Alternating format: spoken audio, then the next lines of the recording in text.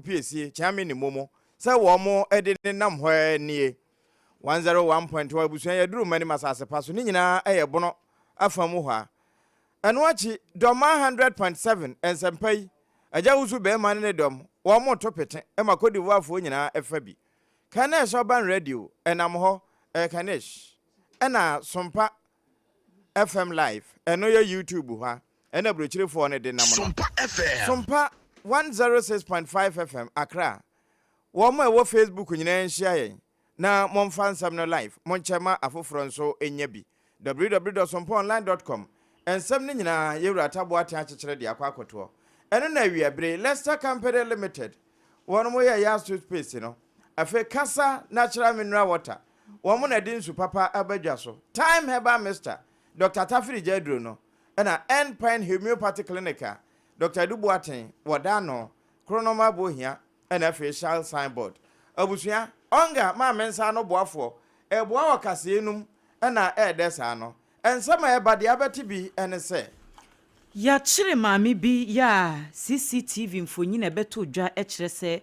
wakopa eja e de ato Grace Mountain asafuno emu. Ghana Mampanini His Excellency Yera John Dramani Mahamadi atudwasa Nyankopon yadom a edachna eye ukuada wane panifo ohia cabinet meeting ne nyina efa kokoo hu nsensem ene ebo a wane mu kire mu se waswotua edema wane mu tokoko no sada ana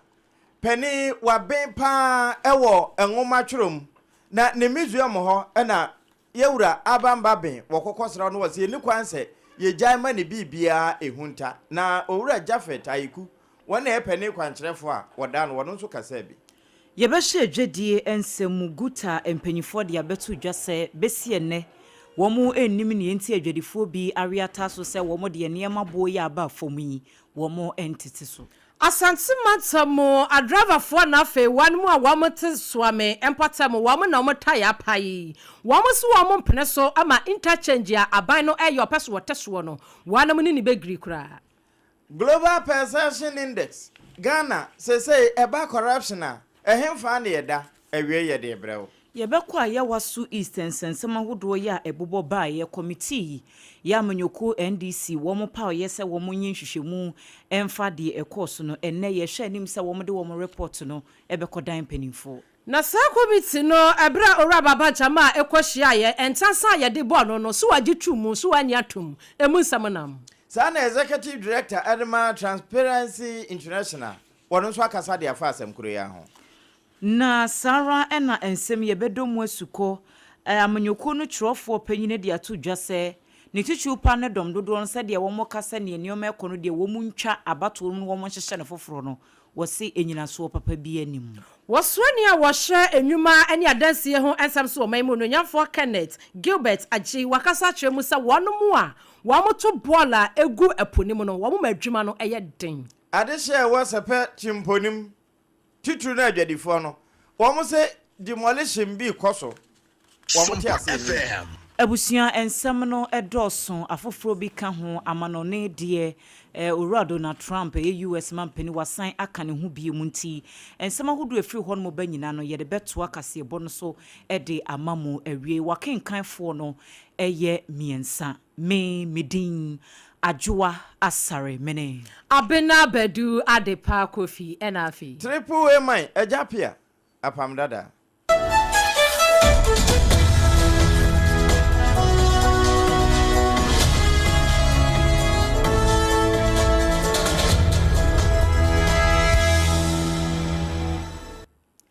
Afei abusia ensem no enchiremu ankasa enie ene yenka bi nhemu anopeya ne ehu se video bi trende ewo abefo nkrato bia no eso yenkohwe na CCTV footage bia ye kire se a capture maami bia wo call Grace Mountain asafo ya eno no ewo ofanko hanum sei 7 days inside the hono baby na dodo no a edin a wo mu edinim asafo no eye Alpha Hour sanse Pastor Elvis Ajeman wo no ani panyine pa woda asafo na asori dem ho eye main auditorium ho no ene ehu se maami bi ekita gallon yi ebie bra Facebook SOMPA 106.5 FM Accra ebia na wo video ya yeka ho asemi wani enya mo so na video no ehu ye hu se maami bi bodu kufita fitaa ya wo shata de fitaa wo kita bibibia se ensuo na wode petepete enkonwa ewo asori dem ho asase no wo mo kire se na members bi kura ewo dem ho no mo a na prayers koso na maame no so ye ne ho se congregant a wono so aba asori na enye Sunday service ntini we no enye se bi asori de ne mo aba peso anipa ye horma se de dada wo mu ehunu no sansese nkasa na ti anka bia arehosem a ye bete no nka no ebeye den na wo mu kire mu se wo mu an wo mu ti CCTV system no a wo mu monitor no en wo mu hunu se maame no kita ade bi hwiehwie gu se na eye petrol yi ebie ne wo mu hu ya ne se ye pagya edi atumwa nkonwa eben head pastor ne office sana enkrate ye ba ye wo mu kire mu se babia wo pagya no eto ye no eyade se ne eben babia sofo no etena ne ho no so no exit ne ye one way pe enti se sofo wo dan ni mu ena maame no koye sa ade ne dia na ese wuhunu babia target no esifa eko na wabra na osofo a woda asafo no pastor Elvis Ajiman wo church nsem wo chese de esie nye de di kan nie wo manya tax ahodo bebre na nsem ntemu nanso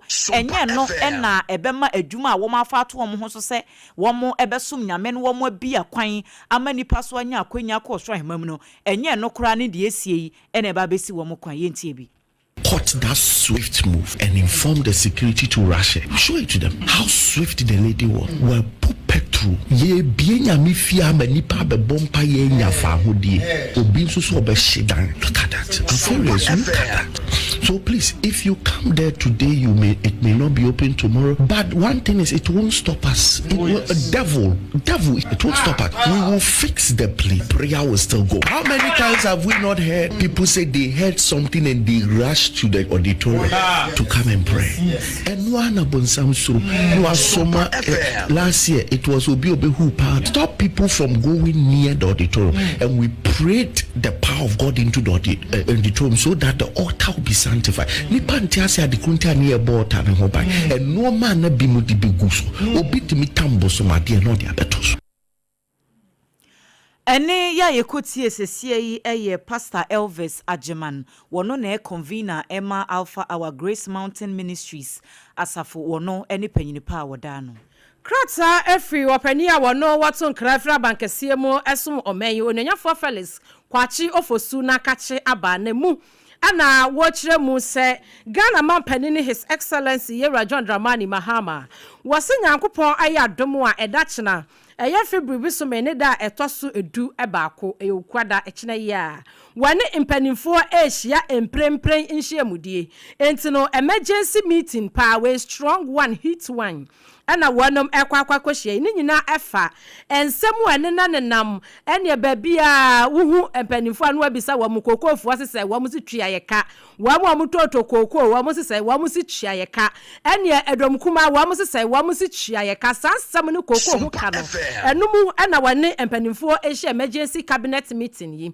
na krata ni mo no ebra ononyafo Felix kwachefo so di kwato ni hwa ni nwuma Facebook ne so no enchiremu ene sei sede edomkuma no one more so mu ehama pan se enamaban yinsa so ana akuafo kokofo won mu sumo wo mu ntimi ntua wo mu masukufo esuku fisi enkanka wo mu omasha university yasefufuro se ekura no obi mu kyerem se wo mu ntimi ntua admission nyina fully enwieye ya wo mu nyina no eye akuafo kokofo wonam emabia na ose opani a wono di ononyamfo Isaac ya opoku a wono ye ranking member ewo emrahye bedwamu Food and Agriculture and Cocoa Affairs Committee ne so no wo wura itimi som no atetse ni twan abasa asede abanyi enam wono ko ansa so ana saka tetrebe no ada hwanu mu ayentimi ntua kokofo eka ne empanimfo ekai empanimfo akire mu se Ghana mampani His Excellency Ora John Dramani Mahama se nyankopon ya adom akina se emergency meeting with cabinet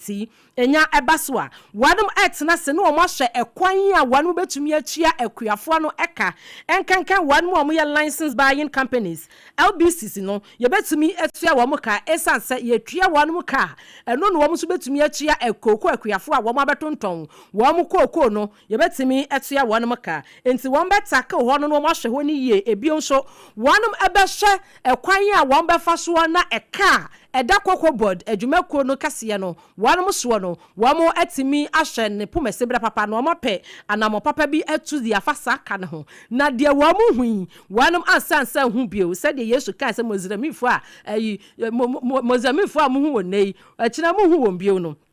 na kwakra mu no na wanu mu kire mu sei said ye be ya ebeboa ama wo manya sika butini bi di ato ho e de abokoko ho brent nyankopon ya dom oni panifo ahia sa ensem ni nyina no wanu besi ne koso na cabinet no atena se na wo mahwehwem ti kwakuafo ene afi LBC no wo mo ko makoma nto wo yam nyankopon ya dom da kyena eni akiri kura wanu mu hia de be firi mu aba no ye nyina ye beti bi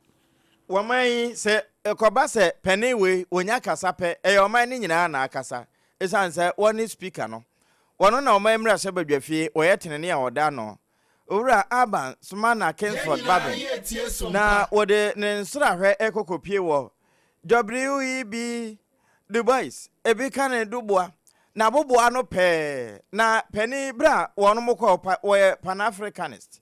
eba bibirem amamre ne amane a broni fita wotimetena se etworoye ma abakose manyera na se ehuntayen emu ba akono no na bra peni ne kokopie ho no kwankyerefo a wonne da ne museum na no ora Jafet Ayiku wonne ma yewura baben akwaba ede ne nante ho nyina ne nkomo ewo ho wode ebo no na ensam a wode tu dwabra na oponchecheku wodi akire bie no yentimra. This building is where the boss is left. We are going to restore it to get it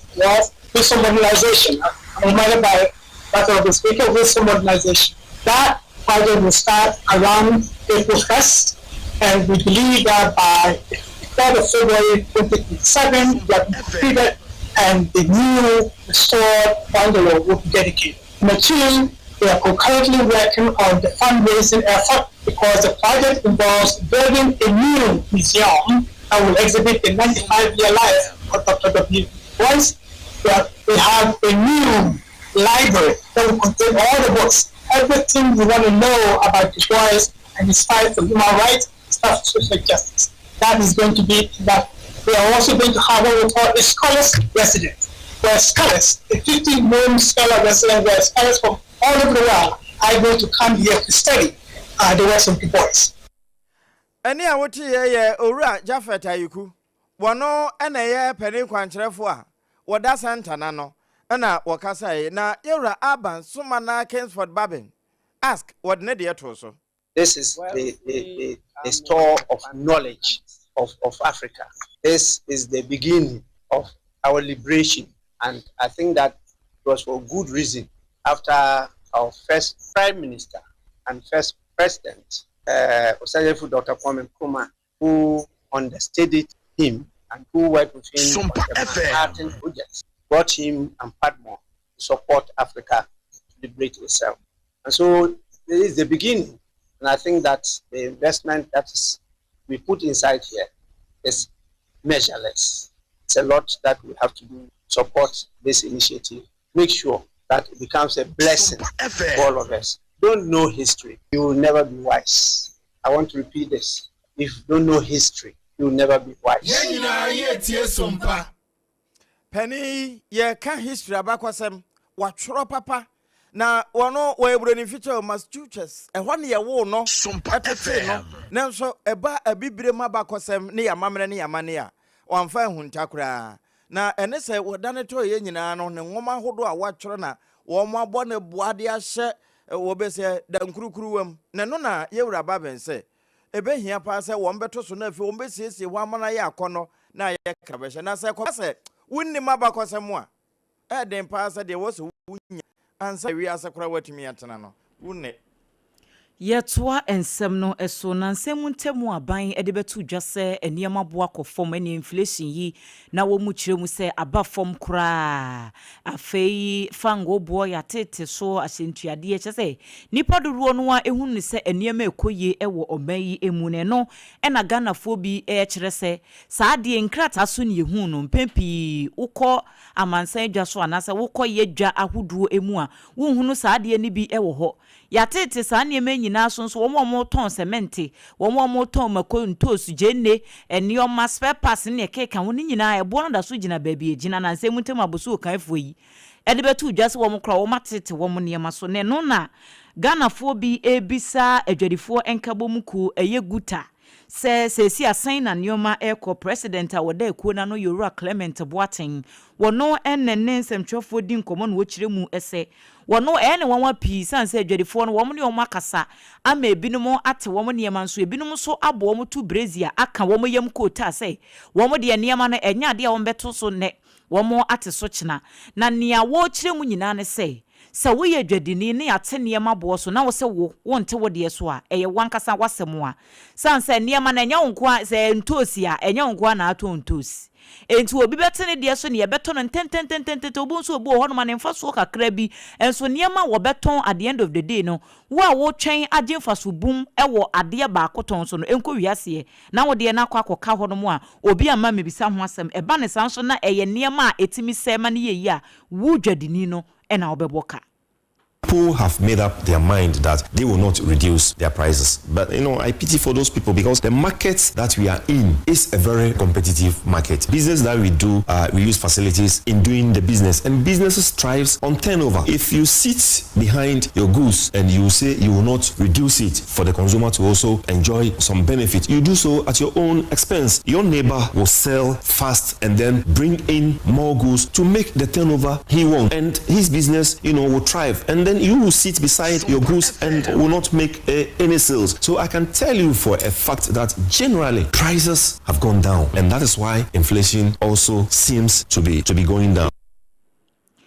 Ene ya yekutie ye Yorua Clement Boateng wono ene president a woda guta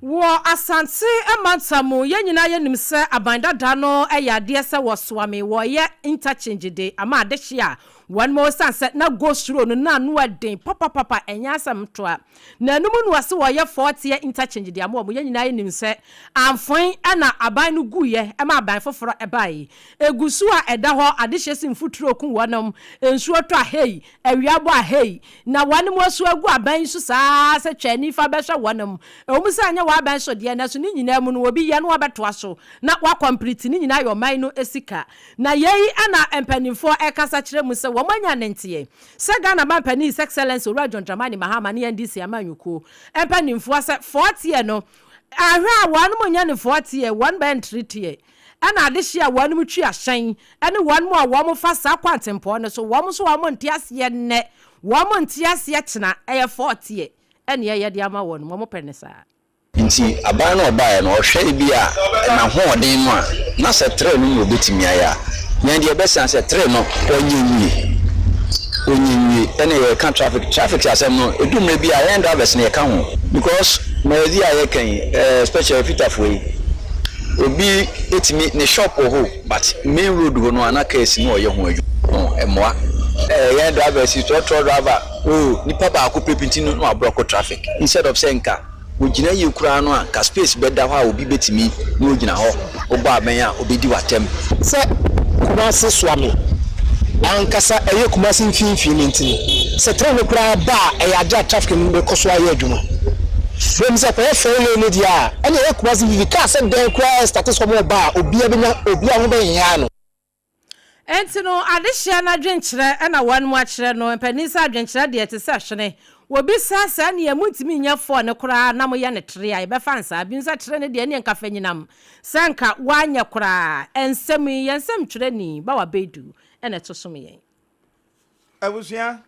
dumienu kase na ene yegusu a ye de esommo ewo 106.5 FM Accra na ye affiliate nyina edenam na information centers ahodo nso asesa etopitim ma de hye ne fabie enkanka na drafo no wo mo nso de namu pa ewokamu.com ho passenger for no fa eso emfaso eyedumienu kase ebo SOMPA de no eno ana ye de brewo abusua wo my Ghana ene se yegusu a ye boye hompem se betimi atu pre ne keta asehase na fe abonefosem ye betwa abaahwe ano ya yewura tete ye honu nani abra wo chi akochi internet so nyina no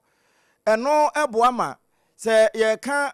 bone ahodo a ekoso wo man no mu na ye konti apre ne kata asehye ya hoɔden a ye de ko no san wiase nyina nso hwɛ nti wo ho a wo mo bubu ne sere ne abasa de gu nsani ani na ya hwɛ wa hoɔden no baabia apema kwa koduru na wo hwɛ kane no a ebiti sɛ 2020 mu hɔ ne sei na ye wo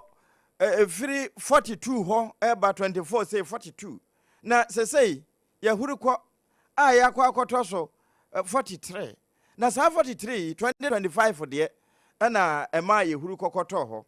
ɛno saa no amanfo bi kasa ho kyerɛ sɛ ahoɔden a ya yere ye ho sɛ ye de bɛko no emu emre ɛka ho bi ntina ye ntimi nkonka yere so a no ɔha mu nkyɛmu wɔ ha yi nka yetimi ɛkɔ aduradu no mu kura na nka ya yobi esan sɛ wo hwɛ ba bi a yetimi koduru akyira na 2014 ɛno kura no ɔha mu nkyɛmu no yeduraduanan wɔtwe 48 efiri ho a yɛtete bɛtɔ ase hɔ de ya wia wɔ hɔ saa fe na agya yenya baako ɛde aka ho na ɛnam saa so ɛma wɔn mo kasa ho sɛ de aboa paa no ebi ya ban hyehyɛ a wɔde agu apono so sɛ obetu abɔnefo samase na fe wayere emranum ɛno akyi ama bambɔ no nso emu ayere enti executives no nso yɛ adwuma yɛ sɛ wɔn mo yɔ resetting wɔn mo resete ɛka ho bi paa ana ama de adurei atimi aduru so na sɛ wohwɛ ba bi te sɛ 2017 2018 ne 19 no emu hɔ no a na saa corruption perception index no ne yɛda baabia ne yɛda sese yɛba beduru ha na ɛno kyerɛ sɛ agya pema yɛ pem kɔ anim na ɛno ho no wɔn mo a abene ɛwɔ saa adwuma mu Transparency International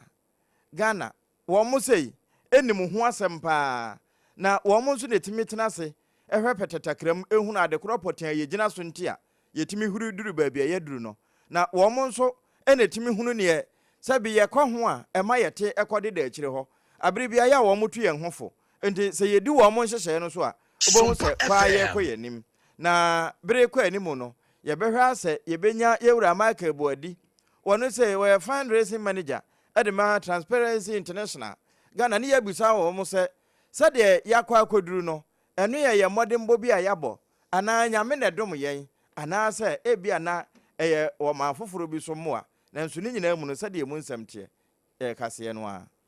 yɛtoa ensɛm no so abadwakuo ya National Democratic Congress NDC amanyukuo no wɔn ɛte yɛsɛ wɔn nyɛ hwehwɛmu ɛmfamfa ennioma bi a yɛtotɔtotɔyɛ ɛde ɛkɔma enipa bi ɛwɔ Ayawaso East abato mpɛsoa so sɛdeɛ bɛyɛ a yɛbɛtumi de adaadaa wɔn amoma akɔkɔto aba a ɛnkɔ wiase vote buy yi bie ɛkɔ so ɛwɔ hɔ no ɛnɛ ne yɛhwɛ anim sɛ report no wɔn bɛkɔ akɔdane akyire ɛde ama mpanifo a ɛda amanyukuo no ano na ɛyɛ nipa mmiɛnsa committee bi a wɔn ɛteyɛ yɛ a wɔn nhwehwɛmu a wɔn yɛ nyinaa no ɛfa ne ɛkɔ so ɛwɔ Ayawaso East sɛ ɛyɛ mu animsɛm dada sɛ yɛhu sɛ enipa bi kyekyɛkyekyɛ TV set ne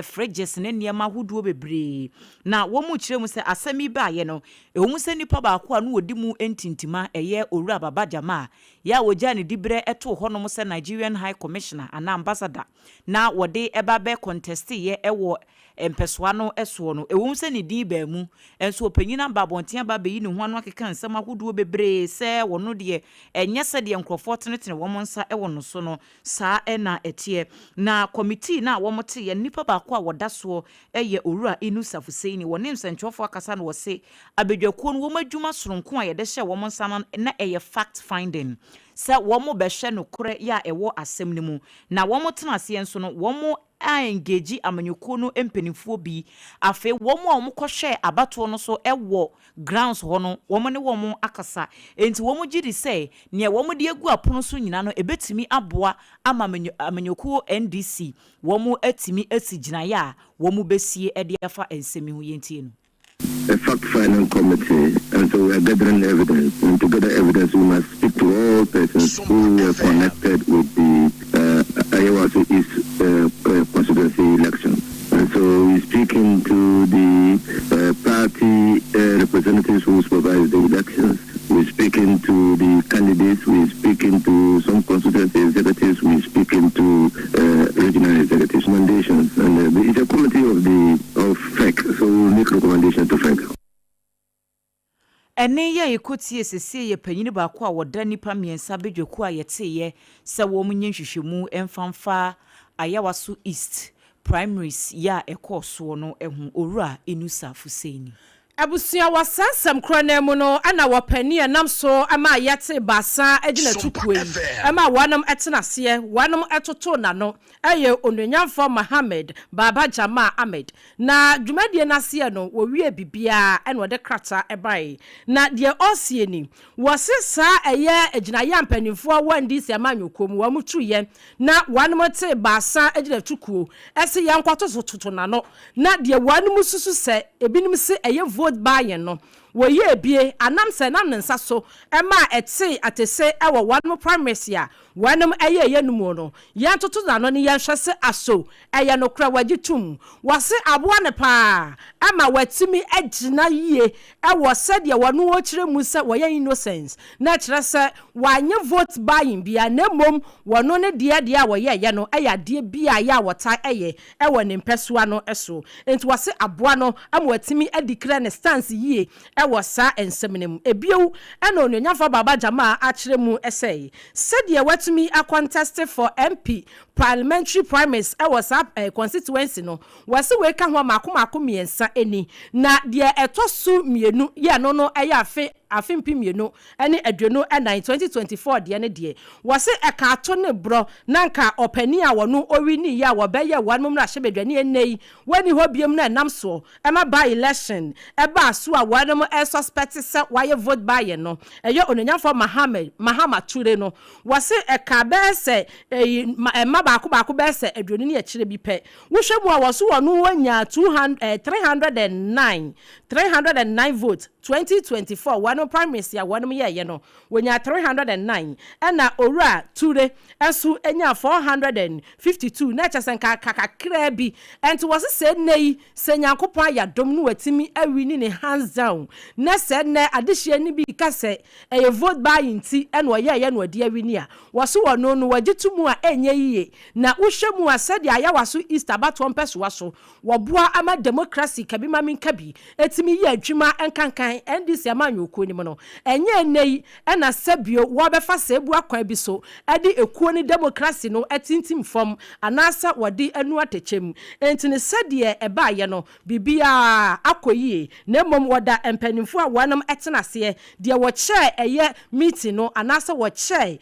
eye empanimfo a yete wanam no ayo nyamfo Kofi Totobi Kwache wono na kane no ye information minister wona chai wo so woda na se sempo no wo ma na kwanya ema ni timi gina 3-member committee yenim ema wo mo toto na no ma wono so wode ne nsam egu wanim ebiew delegate ya wono mo ayawaso East about one person yaso nyina no onanyafo Mohammed Jama ese woda mu nyina mo ase se mutimi yi no ese wono ena enkosa no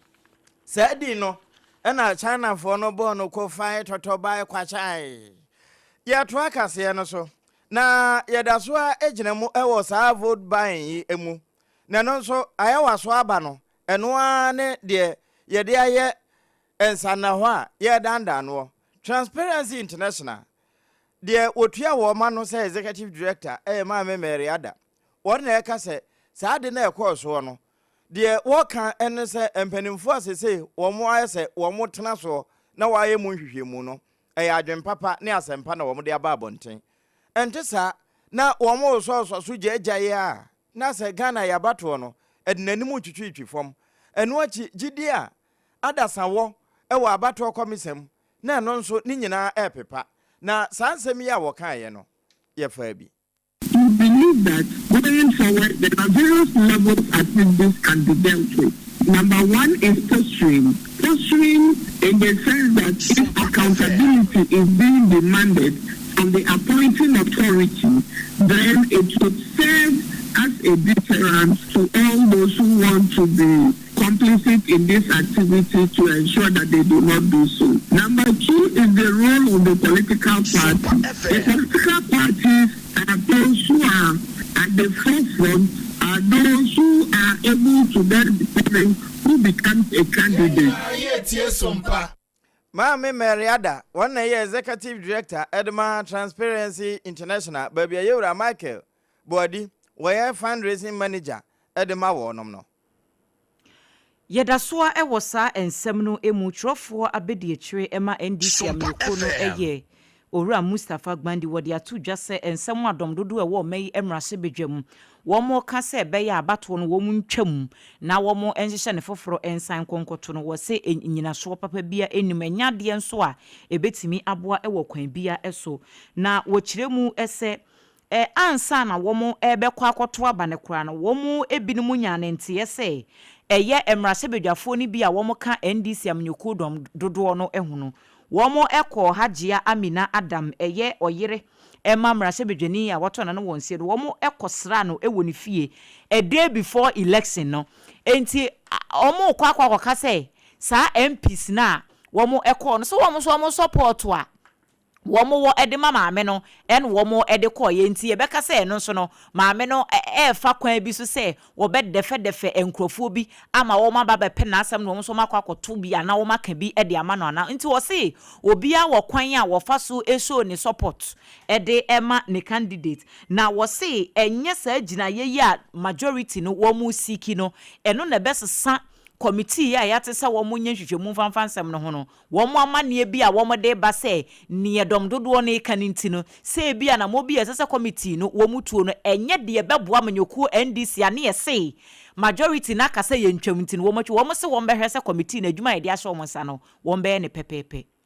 The people who are leading the committee to investigate are of full capacity and eminence to be able to come out with an objective finding. That alone is enough for us to look at the issue on its merit, determine what we will do, and going into the future, how to ensure that the NDC is not again in the news, being, a topic of vote inducement and vote buy. So we are very committed as to what we want to do. We know what we are about, and that will certainly be done at the end of the day when we have an appreciation of what the findings are from the committee. Ene ya yekotie ye eye Mustafa Gbandi wono ne chochofo abede chire ema NDC amanyuku no. Asye wanom ehye nnwuma ne adansie ho esem so omamu mekire Works and Housing Ministry no wopani a wotua no eyo nnyafo Kenneth Gilbert ejei wane ne mpanimfo akopiemu wo mfimfini emantamu biaye bi eno no ede anomabo afei Cape Coast ena Elmina wane mu kiremu se womo eye defense bi ewo womo a womo benben epono sade ye be ya epono asoche ye bebo no entimi emetwimfa adehye a wonom tete ben epono eno na ankofa bridge bi ma omenyi so na panimfo se wonom koye no sea defense ya wonom ahyase eye no miaya bi ya wonom ewo coastal areas no wonom se pani be hye adehye hye da ye bola papa na akwakwa kotwia fa sea defense ya wonom ahyase ye so enti wonom ka kira adehye se mu yesa de na munyayi eye sa mu madwuma no aye den e de ama wonom. One started in 2024 September. And the day after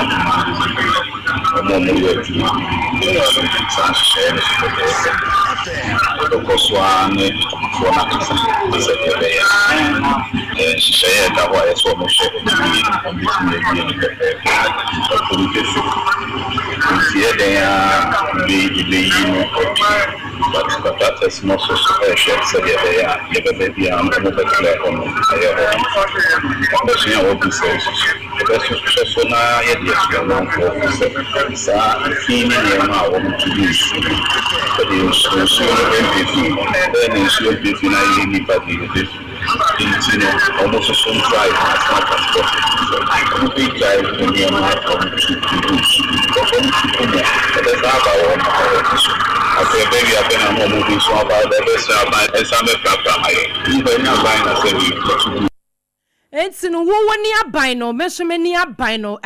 enye ononyamfa John Mahama nko a na mwasheda ye fin de agu an ma say project ya wan mu ye mu wi amasan bebo sunje tire de agu aban no eso wo pani a wono wo hwe nnwuma ne adanse ho ensam so wo ban mu ononyamfa Kenneth Gilbert ejei ne ensam eno no ne kokra mu no na Dr. Sylvester Dakon wono ne acting CEO Edema Ghana Hydrological Authority opani so ani panimfo asasi defense dwumadie no ehye wonsa wonom so kasa kakra efa sade amanfo fasebu akwan so etupo no anonwea wonom ya na womo adisi defense na so baba na konkon ho no to say no chire mu fai the degree in ASC defense into eliminate them ehu e wo ye chire your investment ya de wo na ko ni ko kitchen your friend there phase 1 also I do our development and we are open the drawings. Oko ili open anumabo also I do our oko di no marketing to be I the yankasa or the coastal erosion any coastal flooding over being there sun wind a problem because where such as a drawings in the year them a accumulating now it may clean land now a offer but no man who there in because for what the tracks or the far away if you are require construction which is not lawful them you mean what Freeborn to the Ghana this year be papa nya sam keto opani akasa ye Dr. Sylvester Dako wono na ejina mu ese opani a wono ye CEO edema Ghana Hydrological Authority entru pie mu e wa nomabo Cape Coast na fe elimina sea defense ampanifo ye no ho ensra hye na wono mu koye ensam yensam treni otonkra efrififini matam som yen Erikanan wono na de bai na wo mo nampo ho nyina wo mo ntimi nsa anom o uhia kasa natural mineral water eno de ekọ baabia say yes sachet mu de no ana de won to anketoa adantemu ne akase mu no wo mu dispenser no kura na anya bisi fie efie gya adum say uhia hot water no ane se wubuo upa de enwunu nso a na wabu typhoid ebi nsi wo fie da kasentra enti me kamfoma wonom e back hospital achi wa pe e typhoid kran ya na wahwehwe won na mo won kwan ne beye de abomu no e beye de pa onga ma mensa no boafo wo boa ye mpapa e kase enum ene nti na ye wasom de sa no na ye da so aginem e atoyema ntem ho na ene se pani yewura Kenneth Gilbert wo free takura de no wa mananso wo ko secondary nso secondary a wo ko na nya ono nko nenam na yewura Adam nta wakilu no wo ka ho esanse wo mo kokosra dabo ase enso treatment plant na wo mo ye eho ento aso no wo mo kohwe ba bia wo mo apemaduru enti wo mo kokoro na no na pani a wo no na ehwe se niam nyina betotoyie Vlad Philip no wo no nso eka wo mo ho na wo mo nyina akoye na mu na yewura Gilbert Kenneth Ajay ya wo na ye pani a ye ba enwuma adansie ene ensuansu ho ade a wo kuta mu bi no wo kasa awase.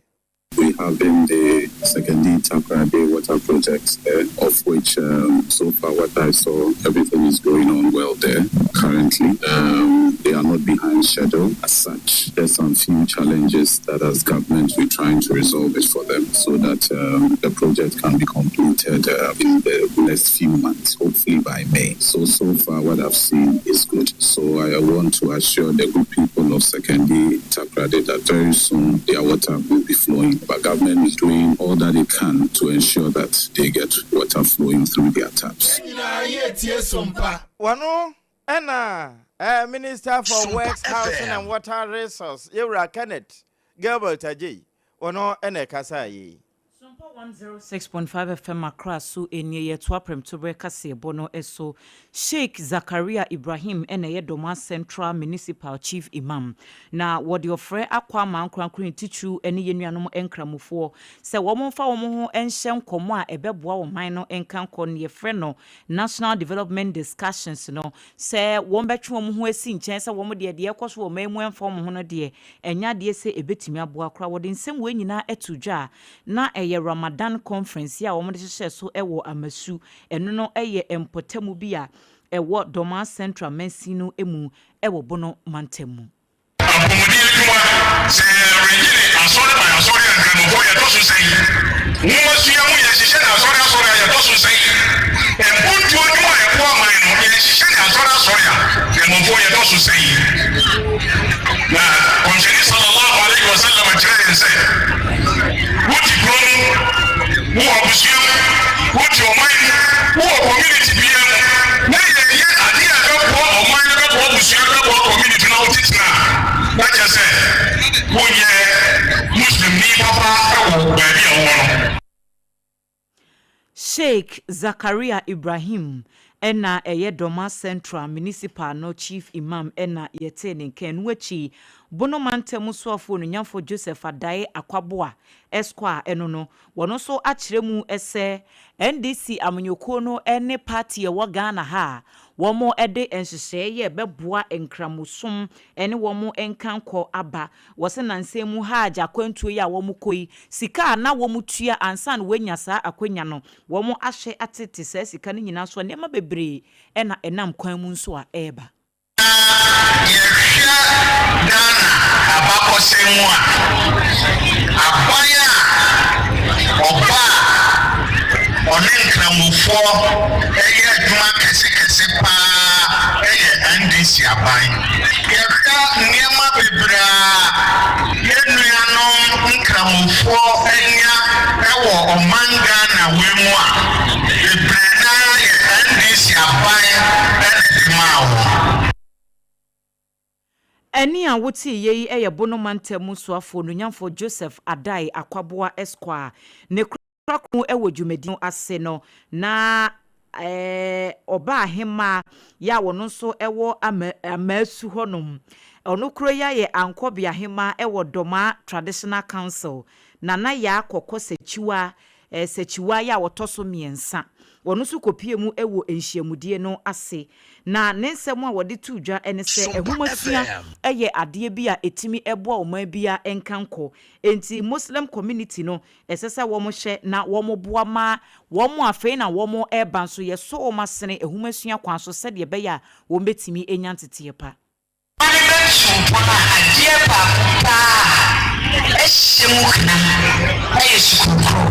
Momesia Emensi Eba Okika Sawawe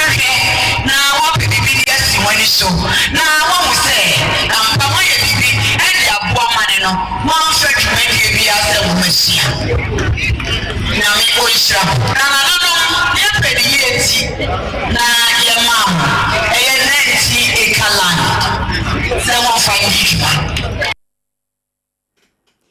wei eye amasu oba ahema ya woda krono ano na ya kokɔ sechiwa ya wotoso miensa na amane boy kwaku mensa abrampa ene de bae Abusia ya swagina mu ewo bono emantamua na empanifo wanu moda national apprenticeship program ano upie mu ewo bono regional coordinating council ni mu opani a wotua hode na no eye onanyamfo Adams Ibrahim waye nyameso ade ni nyina ne se empanifo akire mu se womo aya masterfo a womo ho kwan ema yede womo ewura adwumadie mu ema womo nkwada ma womo etreni womo tete wono wonsa no nwuma ekwan so no ewo yama womu sebi startup case kakra bi asesika bi anasese nipa no kosunya hairdressing ene ye be ma no dryer bi hot comb bi ye be ma no de aka ka ho kakra bi ema nipa no atumi de ahye adwuma ase onanyamfo Ibrahim Adams wade se adwumadie ahyehya so amade hye no one SOMPA kase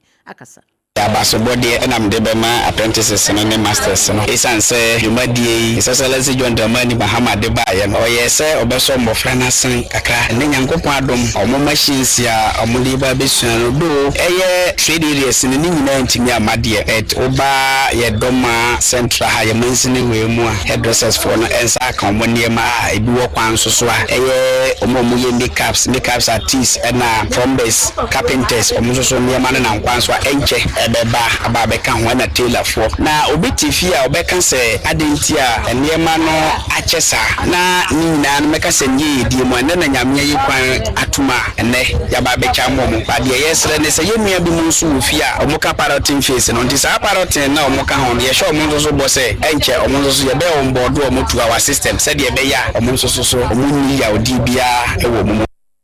Entinani away no was so body cross their hearts and promise of my honor ena onanyamfo Ibrahim Adams wono so ashe boy se wamo aka ni nyina no wamo de enam kwan so ne krokro mu no ena masters bia wanom enya bie wamo kwan ma wamo training mofra ni bi ma ya ba wanom enuama ni bi ena afei apprentice fo a wanom so nya bie no wanom dampanimfo asese da aban ase ene coordinators na omo Ghana nyina ye da omo nyina ase won kra omo de maaye se ye nkyere omo adwuma nkra na omo de omo maaye no e asumdwe kwan so ena yesika sem nkra no nso omo ma omo sika omo de to aduane di e de ba adwuma esanse nti ama nkra na hom keka na e wo soro kese pa yi efri se sa akwa adwuma na onye sika o de bedidi a osoro kra na ma adwuma ne kwa ye ne regional director ya da mo nyina ase ne hwan ya ma ye fe bebre ye ne aso sanse na da sonkwa ye ne ajepa nti ya da mo nyina ase bebi mo yi hwe bi ya Nyankopon on hye mo nanim ye ne se mo beto aso aye ya so ye ginam pinti ka mo so ho ti se Nyankopon na on hye ho nanim e wo ne hwan ya ma ye da mo nyina ase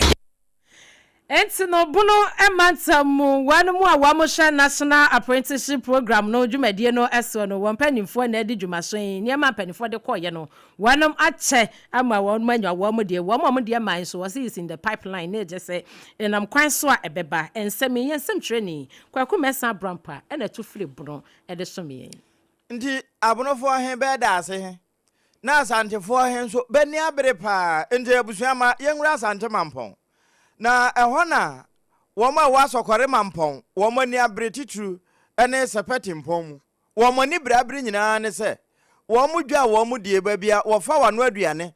ede bama efie nso kura ehoye ni kakra no na se economy ni economy po a ense danka womu no enne mpanimfo bi pese wobo wano aduane tugo esanse yama womu krata se womu ntumfiri babia wo edi dwa no na private developer bi ba no aba ba ye ho adwuma enti krata no womu de ama won se ayere so awoje for de to so adonu miensa 23rd February na womu asesa won kuku no won kaka womu table na womu niam nyina de afiri ho enna womu se kasa womu zampanimfo te no eye oye kire enti womu ti won ho asimonten so aye oye kire de akire na womu de kire nso asompa ono na wofa ya na wotimi de correction to ho ema ade no kwa eye ade papa na mfaso papa bi firi so ba enti womu ne ba bedu edi nkomo ede womu akonsentu nanim sei Toma namna jemaye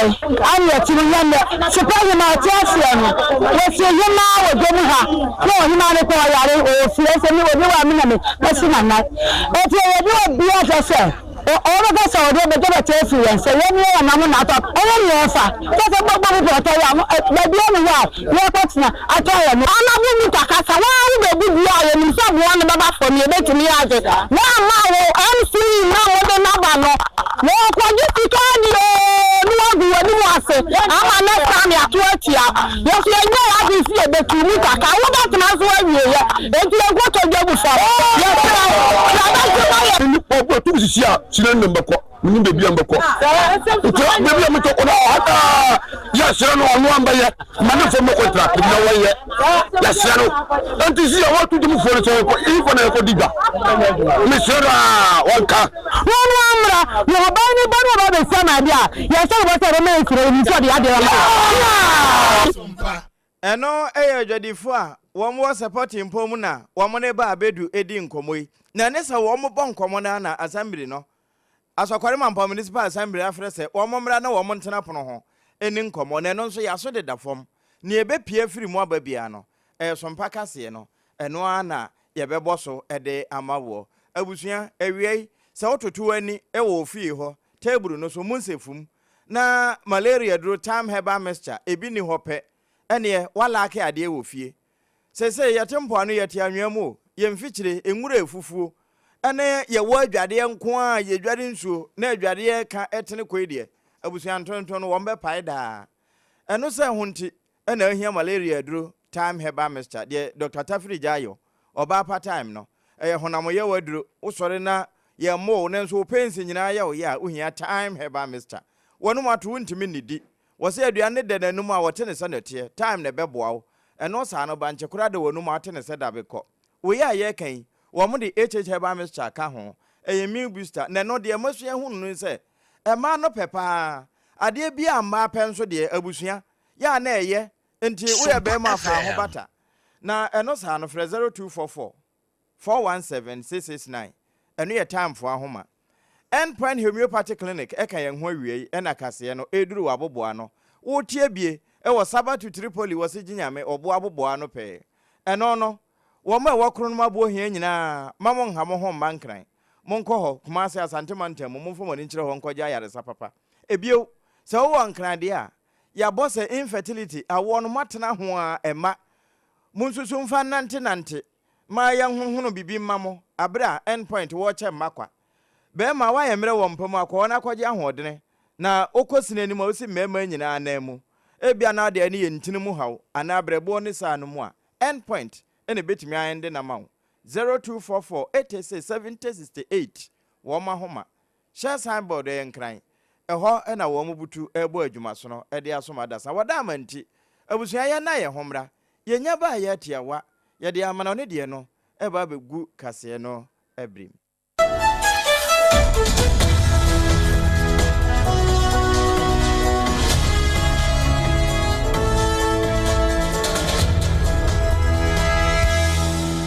to mean train ya oba eni peche mu ana dio bedachi nanso ubetumi abwana manenya pomodin free ne mofrase Jamvita ye de milk papa bi ni nutrivi aye ye nkwada ediane a eye de na ahodi a ewo mu no bo mofra pomodin anyo impenifo swini chopa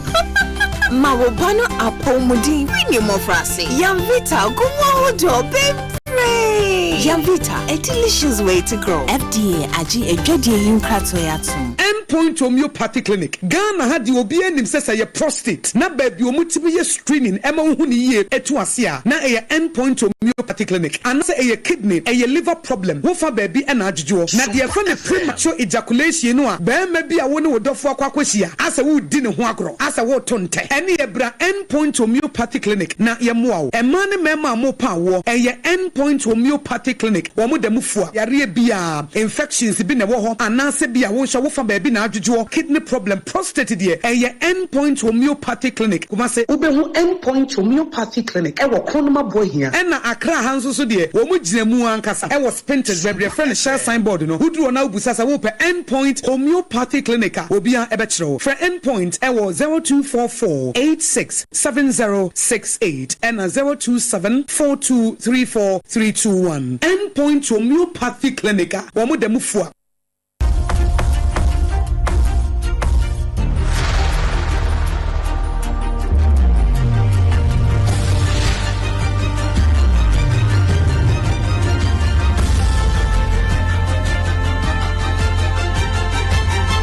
SOMPA TV Emma Aketiapa Eva Ketiapa mpa ebusia yekowie kase no ewo amanone na US mampani President Donald Trump en wobo entreni wo fanaka ne ho biem no wo kiremu se wo mo eye international bridge bi ewo honom a ebe connecting kroto beye ahodo enan na etimi aboa makodiamba ho nsem so etimi akonkan na wo kiremu ese sa project no kura Canada man no e fande ho sika bi ya wo mo dane be $4.6 billion edi share sa project no emu na yese Donald Trump say esese anya bi kura no United States man wo mutimi oni anya bi kura half e wo sa project no emu eno ho asem na akwakoye bibia wo ho no mo asesi a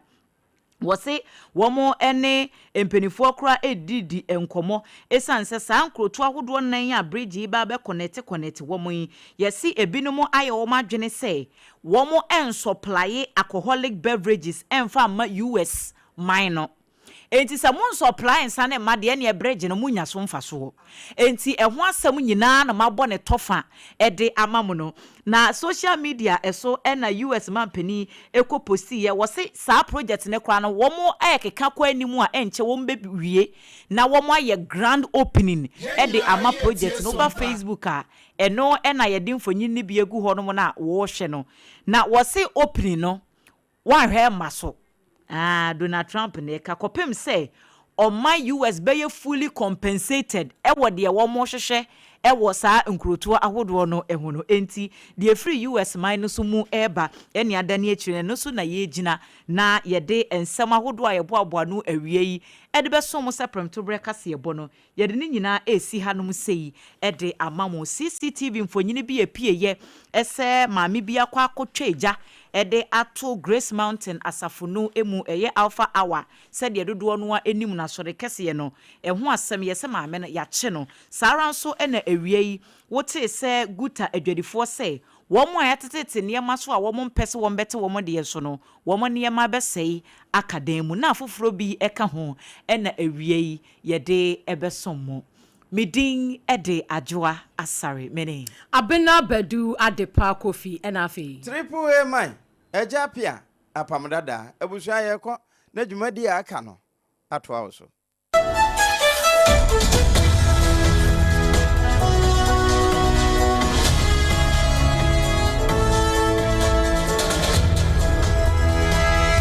Wontumi nkyerɛ nea woba ani bɛkyɛ mu anaa deɛ ɔbɛyɛ daakye nanso wobɛtumi aboa no ama n'anya apɔmuden firi ne mmɔfraase. Yamvita yɛde milk papa bi ne Nutrivi ayɛ